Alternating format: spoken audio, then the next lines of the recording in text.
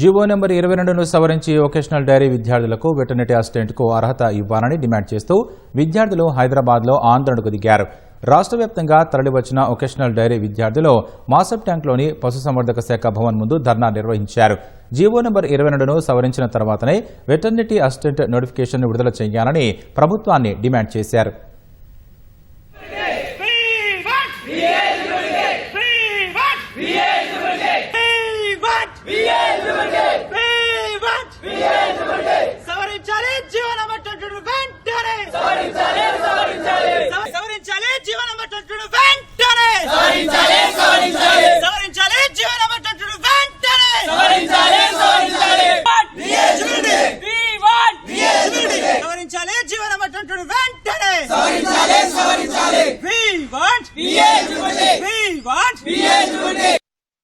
కేసీఆర్ గారి ప్రభుత్వము GO number 22 అని తీసుకొచ్చి అంటే ఎల్ఎండిటి కోర్స్ చేసినటువంటి 2021 వరకు ఎవరైతే పాస్ అయి ఉన్నారో కేవలం వాళ్ళ వరకే ఆ వెటర్నరీ అసిస్టెంట్ కి ఎలిజిబిలిటీ ఇచ్చి మిగతా బ్యాచ్ వాళ్ళకి ఎలిజిబిలిటీ లేదు అని చెప్పి జీవో నంబర్ 22ను ఇంప్లిమెంట్ చేసినారు. ఒక గవర్నమెంట్ విడుదల చేసినటువంటి జీవో గురించి ఇంకో గవర్నమెంట్ ఇన్స్టిట్యూషన్ వంటి ప్రభుత్వ కళాశాలకే ఇన్ఫర్మేషన్ ఇవ్వనప్పుడు అలాంటి కామన్ పీపుల్ కి తెలియదు. వినాయక ముందు వచ్చినట్టు పాలిటెక్నిక్ వాళ్ళకి ఎలిజిబిలిటీ ఇచ్చి మమ్మల్ని తీసేయడం అనేది ఇది చాలా దారుణం.